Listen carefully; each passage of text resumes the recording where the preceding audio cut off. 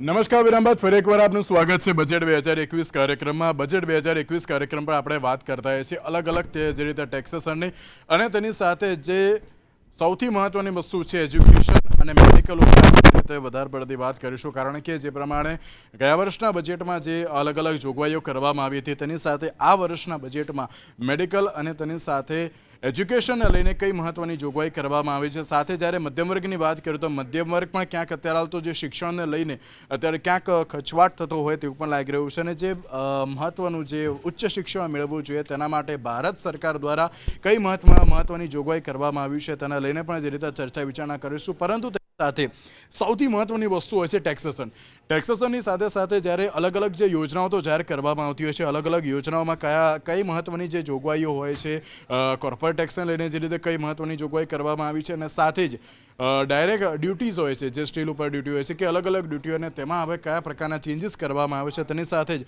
આ મુદ્દા પર ચર્ચા વિચારણા કરવા માટે અમારી સાથે પેનલ પર ઉપસ્થિત છે અશ્વિનભાઈ બેંકર, જેઓ ભાજપના નેતા છે, આશીષભાઈ જોશી કે જેઓ સેક્રેટરી પીએચડી ચેમ્બર ઓફ કોમર્સના છે, પૂજાબેન ઠક્કર કે જેઓ સેબીના રજિસ્ટર છે અને તેની સાથે ઇન્વેસ્ટમેન્ટ એડવાઇઝર પણ છે, સંદીપભાઈ શેઠ કે જેઓ ક્રેડાઈ ગુજરાતના ચેરપર્સન છે, નિમેશભાઈ શાહ કે જેઓ કોંગ્રેસના નેતા છે અને મયુરભાઈ મોઢા કે જેઓ ચાર્ટર્ડ એકાઉન્ટન્ટ છે. મયુરભાઈ, આ પ્રશ્ન આપણે કે જ્યારે ડાયરેક્ટ અને ઇનડાયરેક્ટ ટેક્સની તો આપણે વાતચીત કરી, અમુક પ્રકારના જે ટેક્સ હોય છે કે જેમાં સુધારો અને વધારો કરવામાં આવતો હોય છે. 2011થી લઈને અત્યાર હાલ સુધી ક્યાંક કોર્પોરેટ ટેક્સમાં અમુક વાર ઘટાડો પણ જોવા મળ્યો હતો. આ વખતે કોર્પોરેટ ટેક્સમાં કયા પ્રકારનો સુધારો વધારો જોવા મળ્યો છે, સાથે અલગ અલગ ડ્યુટીઝ પણ હોય છે અને ડ્યુટીઝમાં કયા પ્રકારનો જે સુધારો વધારો જોવા મળ્યો છે, પ્લસ રાજકોષીય ખાધમાં ક્યાંક આ વખતે સરકાર દ્વારા પણ એમ કહેવામાં આવ્યું છે કે ઘટાડો થયો છે. કઈ રીતે જોઈ રહ્યા છો આ તમામ વસ્તુને? સૌપ્રથમ તો રાજકોષીય ખાત વિશે તમે જે કહી રહ્યા છો, તો રાજકોષીય ખાતમાં આ વખતે રિવાઇઝ એસ્ટિમેટ જાહેર કર્યા છે. ફિસ્કલ ડેફિસિટ જે છે એ 19-20 ફાઇનાન્શિયલ યરમાં 4.6% જે ઘટી અને 20-21માં એ લોકોએ લાસ્ટ બજેટમાં એસ્ટિમેટેડ 3.5% કરેલી, જે અત્યારે રિવાઇઝ એસ્ટિમેટ એ લોકોએ 9.5% જાહેર કરેલા છે. એ સિવાય 21-22માં એને 6.8% એટલે ફરીથી ઘટશે એ રીતના જાહેર કર્યું છે. એ સિવાય જે રેવન્યુ ડેફિસિટ છે એ 19-20માં 3.3% હતી, જે 20-21માં 2.7% એ લોકોએ જાહેર કરેલી, જે અત્યારે રિવાઇઝ એસ્ટિમેટ 7.5% જાહેર કરી છે અને 21-22 માટે 5.1%. અને એ સિવાય ઇફેક્ટિવ રેવન્યુ ડિફિસિટ જે 19-20માં જે અચીવ 2.4%, જે 20-21માં 1.8% અને અત્યારે જે 20-21ના રિવાઇઝ જે આંકડા જાહેર કર્યા છે એમાં 6.3% જાહેર કરી છે અને 21-22 માટે 4.8% એટલે 4.1%. એટલે આ રીતે એ લોકોએ ડેફિસિટમાં જે ડેફિસિટ પડવાની છે એની રિવાઇઝ એસ્ટિમેટ જાહેર કરી અને એકચ્યુઅલ પિક્ચર જાહેર કર્યું છે. એ સિવાય કોર્પોરેટ ટેક્સને લઈને તમે જે પ્રશ્ન પૂછ્યો તો એ આ સિવાયના જે 4 મિની બજેટ જાહેર કર્યા ત્યારે એમણે સૌથી ઓછો કોર્પોરેટ ટેક્સ ઇન્ડિયામાં નાની કંપનીઓ માટે 20%, 22% સુધી 20થી 22ની વચ્ચેનો રેટ લાવી દીધેલો છે, જે કોર્પોરેટ ટેક્સમાં સૌથી લોએસ્ટ છે ઇન્ડિયામાં. અને વર્લ્ડમાં બી કહી શકાય કે કોર્પોરેટ ટેક્સ આપણે ત્યાં સૌથી લોએસ્ટ છે.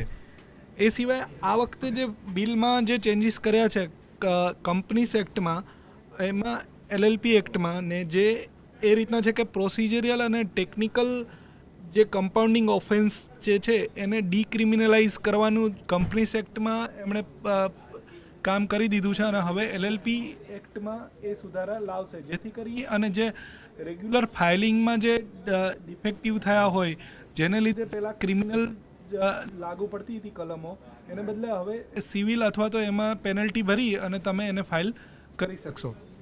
એ સિવાય સ્મોલ કંપનીઝમાં એક ચેન્જ કર્યો છે એની ડેફિનેશનમાં, જેમાં આ બજેટ પહેલાં 50 લાખ પેડઅપ કેપિટલ અને 2 કરોડ સુધીનું ટર્નઓવર હોય તો એ સ્મોલ કંપનીની ડેફિનેશનમાં આવતી હતી. જે ચાલુ વર્ષના બજેટમાં અત્યારે જોગવાઈ કરી છે એમાં એ લિમિટ પેડઅપ કેપિટલ જે છે એ 2 કરોડ અને ટર્નઓવરની લિમિટ 20 કરોડ કરી દીધી છે, જેથી ઘણી બધી કંપનીઓને કમ્પ્લાયન્સની દ્રષ્ટિએ ઇઝ ઓફ કમ્પ્લાયન્સ રિક્વાયરમેન્ટ થશે અને જે કંપનીઓને ઓછા ટર્નઓવરવાળી અને ઘણા બધા કમ્પ્લાયન્સ કરવા પડતા હતા એ કમ્પ્લાયન્સ થશે નહીં. આ ઉપરાંત એ કંપનીઓ જે છે એ ટેક્સના સ્લેબમાં બી એમનો ચેન્જીસ થઈ શકે. સ્મોલ કંપનીના જે બેનિફિટ્સ છે એ ટેક્સમાં બી એ લોકો લઈ શકશે. આ સિવાય જે 1% કંપની ઓપીસી છે એમાં એનઆરઆઈ જે છે એ ઓપીસી બનાવી શકે. એમાં બી એક ડેઝની લિમિટ જે 182 હતી એ 120 ડેઝ કરી છે, જેથી કરીને ફોરેનથી કોઈએ અહીંયા કંપની સ્થાપિત કરી અને બિઝનેસ કરવો હોય તો ઇઝીલી અહીંયા કરી શકે. એ સિવાય એનસીએલટીના ફ્રેમવર્કમાં અને ચેન્જ કરી અને ઈ કોર્ટ બી વધારશે એ રીતની જાહેરાતો એ લોકોએ કરી છે. અને આ સિવાય મહત્ત્વનું MCA 21માં વર્ઝન 3.0 લોન્ચ કરશે, જેથી કરીને ઘણા બધા કમ્પ્લાયન્સ જે છે એ ડાયરેક્ટલી પ્રોસેસ થઈ જશે. જે અમુક ફોર્મ્સ જે છે રજિસ્ટર વેરિફિકેશન માટે જતા એને બદલે ડાયરેક્ટ પ્રોસેસ થઈ શકશે. આ રીતના ચેન્જીસ એમાં કરવામાં આવ્યા છે. જે બિલકુલ એક બાજુ જ્યારે આપણે ટેક્સેશનની વાત કરીએ તો ટેક્સેશનની દ્રષ્ટિએ તો જે ઘણા બધા ચેન્જીસ કરવામાં આવ્યા છે, પરંતુ તેની સાથે જે સૌથી મોટું સેક્ટર મેં પહેલાં પણ કહ્યું કે જ્યારે કૃષિ અને તેની સાથે મેડિકલ હોય છે. એક બાજુ જ્યારે અશ્વિનભાઈ સવાલ એ પણ થતો હોય છે કે કૃષિને લઈને અત્યારે હાલ કઈ મહત્ત્વની જોગવાઈ કરવામાં આવી છે, કારણ કે એક બાજુ કૃષિ કાયદાની જે અત્યારે હાલ તો વિરોધ જોવા મળી રહ્યો છે અને બીજી બાજુ જે કૃષિને લઈને મહત્ત્વની જોગવાઈ કરવામાં આવી છે. કઈ રીતે જોઈ રહ્યા છો કૃષિ સેક્ટરને લઈને? આ દેશની મુખ્ય જે સેક્ટર કહી શકાય એમ છે તે કૃષિ સેક્ટર છે. અને કૃષિ સેક્ટરના આ દેશની સરકારનું કમિટમેન્ટ પ્રમાણે કૃષિ સેક્ટરમાં સૌથી પહેલાં MSPની જે વાત આવતી હતી કે MSPમાં વિરોધાભાસ કરવાની કોશિશ હતી, તેમાં MSPમાં ખેડૂતને એની પ્રોડક્ટના પડતરના 1.5 ગણા ભાવ મળે આ પ્રકારે MSP નક્કી કરવામાં આવી છે. તે હંમેશા મળશે. બીજું, જે APMCને સ્ટ્રેન્થન કરવાની જે વાત છે, 1000 APMCને બિઝનેસ સિસ્ટમથી જોડીને કોઈ પણ ખેડૂત 1000 જેટલી APMCમાં સીધો વેપાર કરી શકશે. અને તેના કારણે શું થશે કે એને એવડો મોટો અવસર ઊભો થશે કે એની જણસને તે સારી રીતે સારા ભાવમાં વેચી શકશે. એટલે આ પણ એક કમિટમેન્ટ છે કે ખેડૂતની આવકને 2022ની અંદર બમણી કરવી છે. અને કોઈ પણ વિરોધ આવે, આજે આ રિફોર્મેશન જે છે એ ખેડૂતના હિતમાં રિફોર્મેશન છે, એ 3 કાયદા રિફોર્મેશનમાં છે. પરંતુ તેમ છતાં વિરુદ્ધ જો આંદોલન થતું હોય તો એ ભલે સ્થગિત થાય, પણ અમારું કમિટમેન્ટ તૂટે નહીં. ખેડૂતોને એની આવક 2022માં બમણી કરીને જ રહીશું, એ પ્રકારનું આયોજન ખેડૂતો માટે. અત્યારે હાલ ગયા આત્મનિર્ભર બજેટની અંદર, આત્મનિર્ભર યોજનાઓની અંદર ખેડૂતોને જે પણ કંઈ નાનો ખેડૂત છે એને સુવિધા 40 લાખ રૂપિયા એને ગોડાઉન બનાવવા માટે, ખેડૂત ફાર્મર પ્રોડક્ટ વેચાણ સંઘ જે છે એને સીધી લાભ, સહકારી ક્ષેત્રો દ્વારા ખેડૂતો આ તમામ લાભ જે અગાઉ કોરોના વખતે જાહેર કર્યા છે એનો પણ લાભ લઈને ખેડૂત સક્ષમ થશે. અશ્વિનભાઈ, ગયા વર્ષે પણ વાત કરવામાં આવી હતી કે ક્યાંક ખેડૂતોને આત્મનિર્ભર બનાવવામાં આવશે, આવક વધારવામાં આવશે, પરંતુ તે જોવા નહોતું મળ્યું. હું આપને એમ કહીશ કે હું ગુજરાતની જ વાત કરું કે ગુજરાતમાં તમામ ગામે ગામ પાણી પહોંચ્યું છે અને આજે ખેડૂત 3 પાક લઈ રહ્યા છે. આજે જોયું છે કે મોટી ક્વોન્ટિટીની અંદર 1 લાખ ઘાસડીઓથી પણ વધારે વેપાર એક્સપોર્ટ કરી રહ્યું છે. એટલે ખેડૂતોનું એક્સપોર્ટ વધ્યું છે, ખેત પેદાશનું એક્સપોર્ટ વધ્યું છે, એ જ બતાવે છે કે ખેડૂતની આવક બમણી થઈ છે. અને ખેડૂતની આવક હજુ પણ વધારે, તમામ ખેડૂતોની આવક, મોટો ખેડૂત અને નાનો ખેડૂત, એ તમામ ખેડૂતોની આવક એ બમણી થાય. ખેડૂત આધારિત નીતિ બને, જેના કારણે આપણે મોટા પાયે એક્સપોર્ટ કરી શકીએ ખાદ્યાન્નને. અને એક્સપોર્ટ કરવાથી પણ જે વિદેશી ઊંડિયામણ મળશે, કારણ કે આ એક ક્ષેત્ર છે જેમાંથી એક્સપોર્ટની બહુ મોટી સંભાવના છે. આજે આપણે ચોખા છે, ઘઉં છે, કોટન છે, આ બધું ખૂબ મોટા પાયે એક્સપોર્ટ કરી રહ્યા છે. અને 50% જેવો અમારો ખેડૂત વર્ગ છે એ આની પાછળ મોટી રોજગારી પણ મેળવે છે અને એની પાછળનો બેકબોન છે. અને તેથી એક્સપોર્ટ વધે, પોર્ટ્સની ડિમાન્ડ વધે અને એ પ્રમાણે પણ આ દેશને ફાયદો થાય, એ પ્રકારની આખી આ યોજના છે. અને એટલે ખેડૂતોને લાભ થઈ રહ્યો છે આ બજેટમાં, એવું સ્પષ્ટપણે જોયું. ખેડૂતોને લાભ થઈ રહ્યો છે આ બજેટમાં. પહેલાં પણ જે રીતે ખેડૂતોની આવક વધારવાની જે વાત કરવામાં આવી હતી, સાથે આ બજેટમાં પણ એ જ કહેવામાં આવ્યું છે કે ના ખેડૂતોની આવક વધશે 2022 સુધીમાં કોઈ પણ ખેડૂત હોય, નાનો ખેડૂત હોય કે મોટો ખેડૂત હોય, અને તેમને અત્યારે આવકમાં વધારો કરવામાં આવશે. અને આ કૃષિલક્ષી બજેટ છે તેવું પણ કહેવામાં આવ્યું છે. નિમેશભાઈ, કઈ રીતે કહેશો? છેલ્લા કેટલાય વર્ષોથી ભારતીય જનતા પાર્ટીની સરકાર તમને ડબલ પૈસા આપશું, ખેડૂતોની આવક બમણી થઈ જશે, દર વર્ષે વાયદો કરે છે. 6 વર્ષ સુધી આ વાયદામાં ક્યાંય સફળ નથી થયા. મારે સાહેબે જે વાત કરી, અમદાવાદ અને બોમ્બેના બુલેટ ટ્રેનની વાત કરી, બહુ એમને સાચી વાત કરી છે.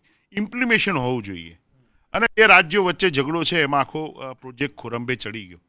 પણ હું આપને એ પૂછવા માગું છું કે અમદાવાદમાં મેટ્રો ટ્રેનનો પ્રોજેક્ટ 2007થી શરૂ થયેલો છે. 2003માં ખાતમુહૂર્ત થયું, આપણે નથી ગણું. 2007થી શરૂ થયો છે. આજે 2021માં આપણે બેઠા છીએ.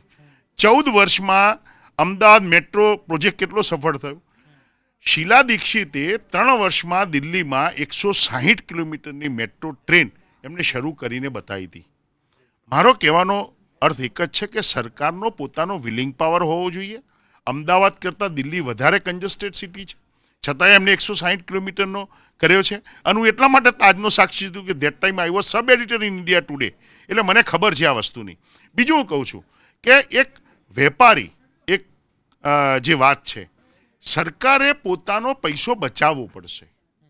તમે વાઇબ્રન્ટના નામે કંઈ કરો છો. આજે વાઇબ્રન્ટના આટલા ઉત્સવો ગયા પછી પણ ભારતની 500 કંપનીમાં, 500 ફોર્ચ્યુન કંપનીમાં આજે વાઇબ્રન્ટમાં કરાર થયેલા હોય, એમઓયુ થયેલા, એમાં એક પણ કંપની હજુ સુધી સામેલ નથી થઈ. તો એ આપણા માટે ચિંતાનો વિષય છે. બરાબર છે, હું રાજકીય રીતે આક્ષેપ નથી કરતો, હું આ સાચા આંકડા આપું છું. બીજું મારો કહેવાનો મતલબ એમ છે કે દેશમાં આપણી ઇકોનોમી હજુ 2.3 કે 3ની વચ્ચે આપણે ઝોલા ખાઈએ છીએ, $1 ટ્રિલિયન સુધી. અને આપણે અમેરિકાના $23 ટ્રિલિયન જેની ઇકોનોમી છે, એવા ડોનાલ્ડ ટ્રમ્પ જેવું આપણા પ્રધાનમંત્રીએ પ્લેન શેના માટે વસાવવું જોઈએ? 9,000 કરોડનું પ્લેન આ દેશને પોસાય એમ નથી. 8,500 કરોડનું પ્લેન એ આ દેશને પોસાય એમ નથી. એ વિચારવું જોઈએ. સંસદમાં એમને અત્યારે સંસદ અને વિસ્ટા પ્રોજેક્ટ 22,000 કરોડનો બનાવી રહ્યા છે. એક બાજુ કોરોનામાં તમે પેટ્રોલ અને ડીઝલ ઉપર પડતા પર પાટું મારીને શેષ લઈ રહ્યો છો. કૃષિમાં તમે જીએસટી નાખ્યો છે, ટ્રેક્ટરથી માંડીને ખેત પેદાશો સુધી.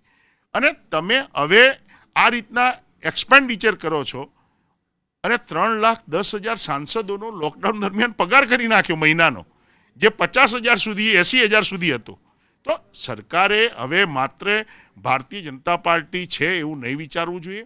એ ભારતના સેવક છે અને ભારતનો પૈસો કઈ રીતે બચે એ બચાવવો જોઈએ. બાકી પ્રચાર, પ્રસાર, પ્રોટેક્શન, પોશાક, પહેરવેશ અને પ્રવાસમાં તો પ્રસિદ્ધિમાં તો ભારતના કરોડો રૂપિયા છેલ્લા 6 વર્ષ 7 વર્ષમાં ગયા છે.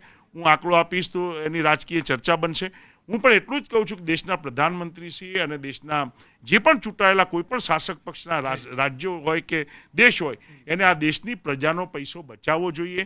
પ્રજાને ટેક્સનું ભારણ ઓછું કરવું જોઈએ. અને ચોક્કસપણે એમને છેલ્લો મારો દરેક વખતે આ એક જ સવાલ કે અસંગઠિત ક્ષેત્રો એટલે નાનો વેપારી, કરિયાણાનો, ફેરિયાવાળો, પછી મજૂર વર્ગ, એના હાથમાં જ્યાં સુધી રોકડ પૈસા નહીં જાય ત્યાં સુધી આ દેશની ઇકોનોમી બુસ્ટઅપ થશે નહીં. એટલે તમારે ન્યાયની વાત કરવી પડશે. બીજું ડિજિટાઇઝેશનની વાત કરું છું. એમને અશ્વિનભાઈ સારો વિચાર છે કે ભાઈ ખેડૂતોને ઓપન માર્કેટ મળે. પણ માન્ય છે અશ્વિનભાઈ, અત્યારે પણ તલોદનો વેપારી પ્રાંતિજમાં જઈને વેચી શકે છે ને ગોંડલમાં વેચી જ શકે છે. સવાલ શું આવે છે કે તમે જે કહો છો ઈ બિઝનેસ, પણ ઈ બિઝનેસમાં અહીંથી એક સમજો સાબરકાંઠાનો ખેડૂત ગોંડલ વેચવા જશે તો એને ટ્રાન્સપોર્ટેશન કેટલું લાગે છે? તો એને પરવડવાનું નથી. એટલે સરકારે જે તે સ્થળે એપીએમસીના માર્કેટોમાં જ ખેડૂતોને જે મૂળ જે વિચારધારા આપણી હતી, અને ગુજરાત એ કોઓપરેટિવ સેક્ટરનું એક મોડેલ કહેવાય છે. આપણે આજે તમે જુઓ ગામે ગામ સોસાયટીઓ બની ગઈ છે, ગામે ગામ સરાફી મંડળીઓ છે, ગામે ગામ ડેરીઓ છે, ગામે ગામ દૂધ વિતરણ કેન્દ્ર અને ઉત્પાદન ઉઘરાવાના કેન્દ્રો છે. તો આપણે બેન્કોથી શરૂ કરી અને છેક ખેતી સુધી ગુજરાત એક સમૃદ્ધ કોઓપરેટિવ મોડલ છે. અને હું ચોક્કસ માનું છું કે આ કૃષિ બિલ પછી ગુજરાતનું જે આ કોઓપરેટિવ સહકારી માળખું છે એ ભાગીને ભૂક્કો થઈ જશે. અને ગુજરાત, જો તમને કહું, આ બધી વાતો થાય છે. ગયા વર્ષે ઓફિશિયલી આંકડો આપું છું, 2019-20માં ગુજરાતનો જીએસટી 47% અરે 43% ઓછો આવ્યો. તો કેમ ઓછો આવ્યો? તો ગુજરાતની આવક ક્યાંક ઘટી છે. આપણે 2-2.5 લાખ કરોડના દેવાએ કેમ પહોંચ્યા? તો ગુજરાતના પૈસા ક્યાંક વેડફાઈ રહ્યા છે. એની સામે નથી આ સરકારે ડેમો બનાવ્યા, નથી પ્રાઇવેટ કોઈ ગવર્મેન્ટ યુનિવર્સિટીઓ બનાવી, નથી એમને કોઈ ડેરીઓ બનાવી, નથી એમને કોઈ એવા પ્રોજેક્ટ કર્યા કે જેનાથી લોકોને સુવિધા મળે. મારો વાતો જ કરે છે તેમ. ચોક્કસ હું તો એમ જ કહું છું કે બહુ થયા ભાજપ તારા વાયદા અને તાયફા. હવે તમે આપો લોકોને ટેક્સ, તબીબી અને શિક્ષણના ફાયદા. જો તમે આ ગુજરાતને તમારે સ્વર્ણિમ ગુજરાત, નરેન્દ્રભાઈના ગુજરાત પ્રેમ માટે હું શંકા નથી કરતો, પરંતુ નરેન્દ્રભાઈને વિનંતી કરું છું, આ પથ ઉપર તમે દિલ્હીના શાસન સુધી પહોંચ્યા છો, તો મારા ગુજરાતને, આપણા ગુજરાતને પક્ષાપક્ષીથી પર થઈ તમે એજ્યુકેશન ફ્રી બનાવો અને જે તબીબી સારવાર છે એને સુદૃઢ બનાવો, લોકો સુધી પહોંચે. કેમ સરકારે આ જાહેરાત કરી, આજે તબીબીની બહુ સારી જાહેરાત કરી, પણ હું એમ કહું તમે બોલી નાખો ને કે વેક્સિન અમે ફ્રી આપશું કોમન માણસને. તમે બિહારમાં મેનિફેસ્ટોમાં એમ કહ્યું કે બિહારમાં અમે દરેક લોકોને મેનિફેસ્ટોમાં વેક્સિન ફ્રી આપશું, તો ગુજરાતમાં આપો ને. તમને ગુજરાત માટે પ્રેમ છે, હું સ્વીકારું છું, તો તમે બોલી નાખો ને. મારો કહેવાનો મતલબ એમ છે કે તમે અવઢવમાં ગુજરાતની પ્રજાને ને લોકોને ન રાખો અને માત્ર ઇલેક્શન વખતે વાયદાઓ કરો અને ઇમ્પ્લિમેશન કરો એવું ન કરો. ગુજરાત એ તમને 25-30 વર્ષ સુધી સતત મતો આપ્યા છે, તો તમે પણ ગુજરાતને સુવિધાઓ સતત આપો અને 15-20 વર્ષો સુધી તમે આ મેટ્રો જેવા પ્રોજેક્ટ લંબાવો નહીં. જલ્દી કરો. ગુજરાત એ મોડલ તમારે બનાવવું છે, અમારે બનાવવું છે, અને અમે સાથે છીએ વિપક્ષ તરીકે તમારી સાથે છીએ. જે બિલકુલ એક બાજુ જે રીતે કહી શકાય કે જે રીતે વિપક્ષ સવાલ તો ઘણા બધા કર્યા છે. અશ્વિનભાઈ શું કહેશો તેના લઈને? આજની આ ડિબેટની અંદર, બજેટની ડિબેટમાં પોલિટિકલ વાતો કરવી મને લાગે છે વિષયાંતર થશે. પરંતુ હું ચોક્કસ પ્રમાણે કહીશ કે આ દેશમાં પ્રગતિનું હવામાન ચાલુ છે. કોંગ્રેસ એને એકવાર તક આપવામાં આવી હતી. અગાઉ આ દેશે કોંગ્રેસનું રાજ જોયું છે. આ બધી અત્યારે જે વાત કરવામાં આવે છે અમારા મિત્ર દ્વારા, એ જે તે વખતે કોંગ્રેસે જો કરી હોત તો ભાજપને આ બધું કરવાનો વારો જ ના આવ્યો હોત. હવે એક નમ્ર વિનંતી એવી પણ ચોક્કસ છે કે અત્યારે હું જોઈ રહ્યો છું કે આ 3 કાયદા એ ખેડૂતના હિતના કાયદા છે અને એમાં ખેડૂત સમાજ આંદોલન કરી રહ્યું છે. કોંગ્રેસ પાછળ છે.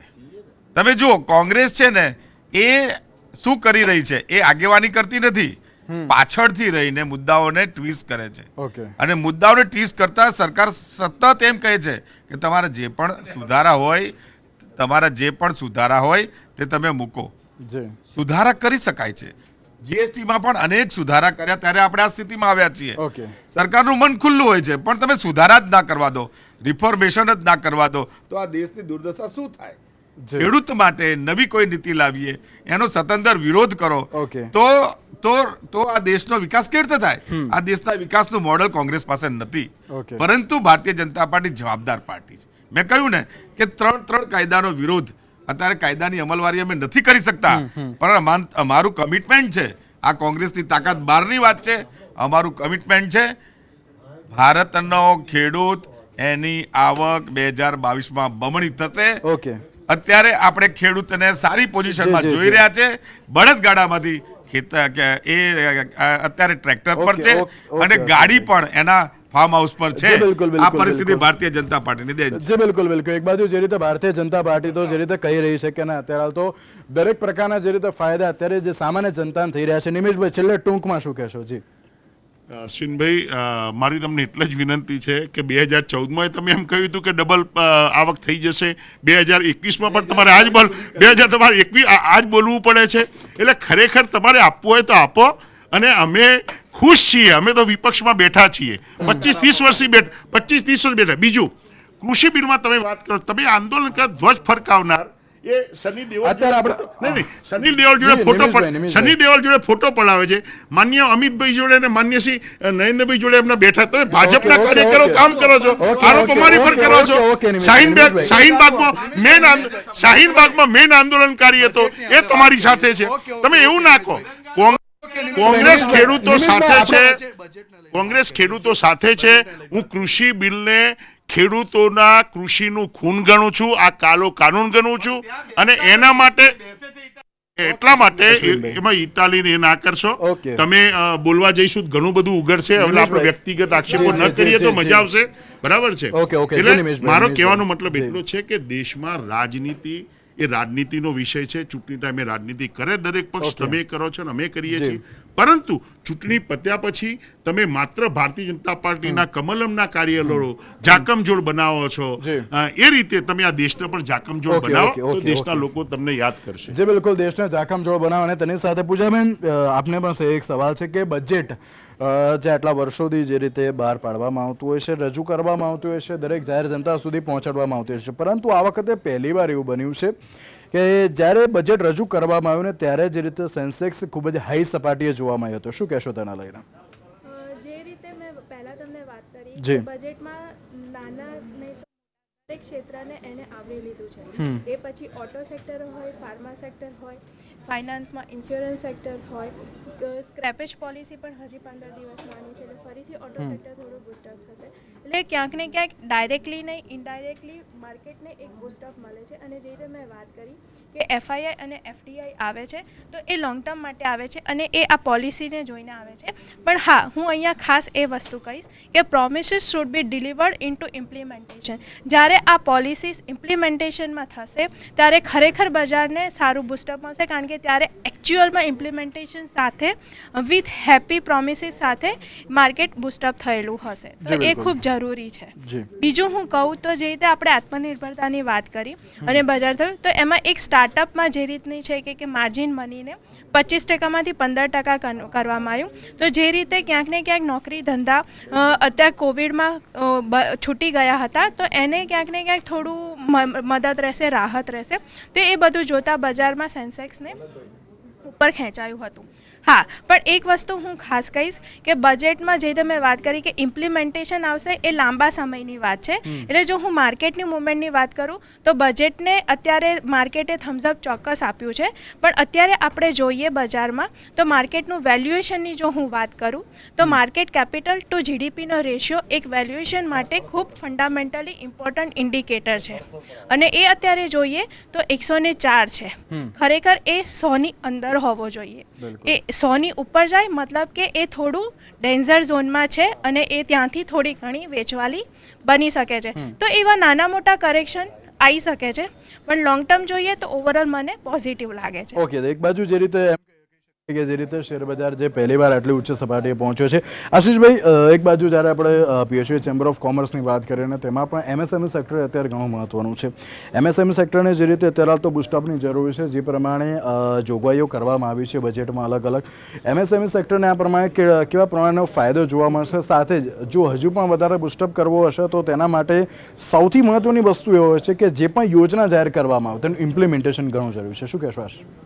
ના, આપની બિલકુલ વાત સાચી છે. એમએસએમઈ સેક્ટર જે છે એ ટોટલ 11 કરોડ લોકોને રોજીરોટી સીધી રીતના પૂરી પાડે છે. Micro, small and medium scale industries.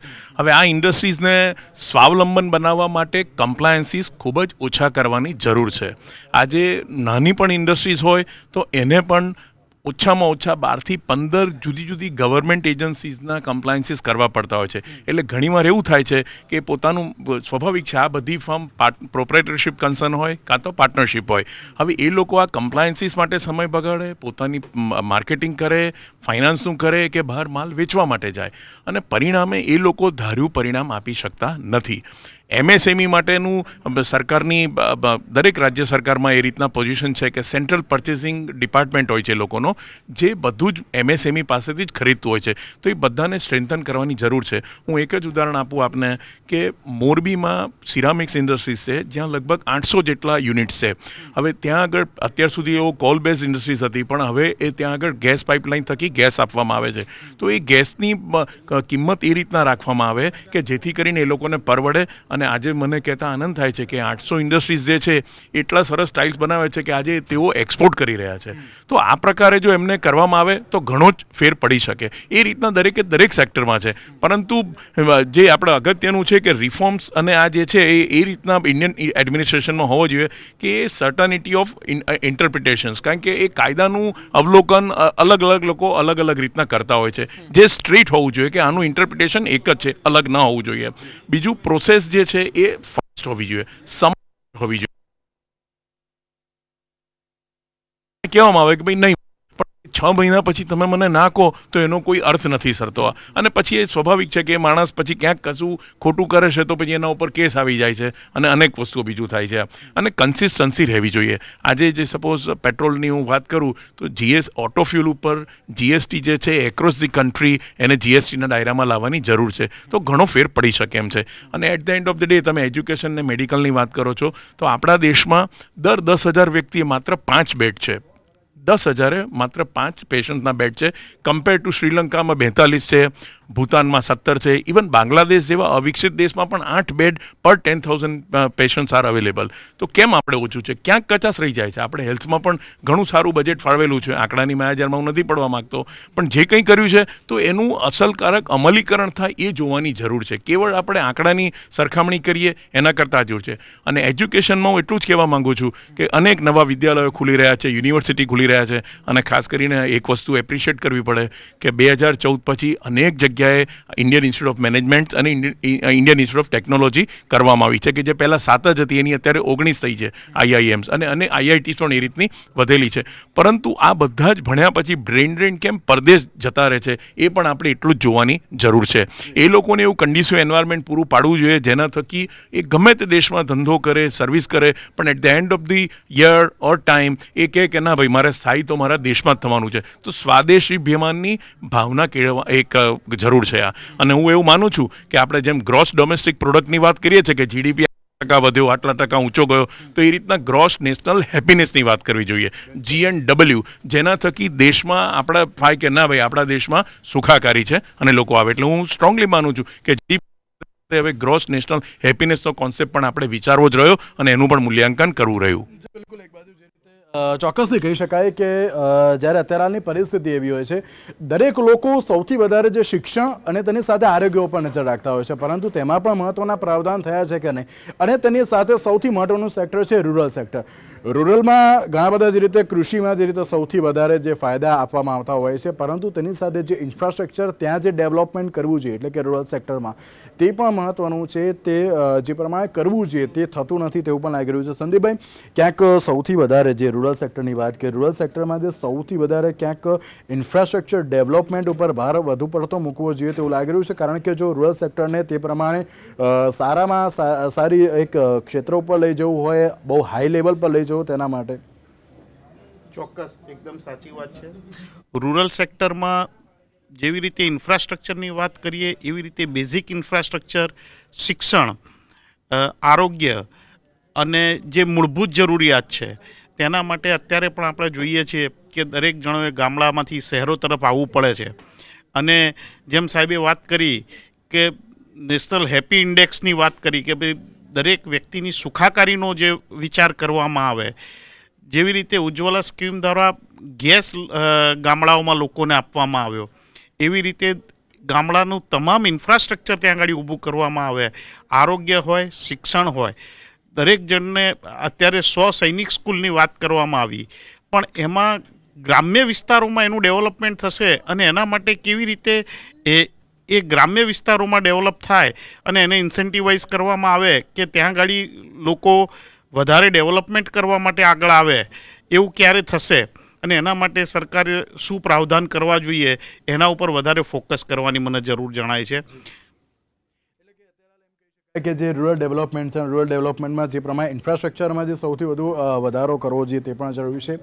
કૃષિ સેક્ટરની વાત કરીએ, કૃષિ સેક્ટરમાં પણ અત્યારે હાલ મહત્તમ સુધારો એ પણ જરૂરી છે. તો હવે જોવાનું એ રહ્યું કે જ્યારે બજેટ 2021માં જે મહત્વની જોગવાઈઓ કરવામાં આવી છે તેમાં ઇમ્પ્લિમેન્ટેશન હવે કેવા પ્રમાણેનું જોવા મળતું હોય છે. દરેક લોકોનો જે એક જ સવાલ હોય છે, યોજનાઓ તો ઘણી બધી જાહેર કરવામાં આવતી હોય છે, પરંતુ તેનું યોગ્ય ઇમ્પ્લિમેન્ટેશન થાય, દરેક લોકો સુધી પહોંચે અને તેની સાથે દરેક લોકોને તેનો ફાયદો પણ થાય તે પણ જોયું છે. તેની સાથે અશ્વિનભાઈ, આશીષભાઈ, સંદીપભાઈ, મયુરભાઈ અને તેમાં પૂજાબેન અને નિમિષભાઈ, આપ સર્વેનો આભાર અમારી સાથે આ ડિબેટમાં જોડાવા માટે. તો આજના વિશેષ કાર્યક્રમ બજેટ 2021માં આપણે આ પ્રમાણે ચર્ચા વિચારણા કરતા રહીશું, પરંતુ સમય થયો છે એક વિરામનો.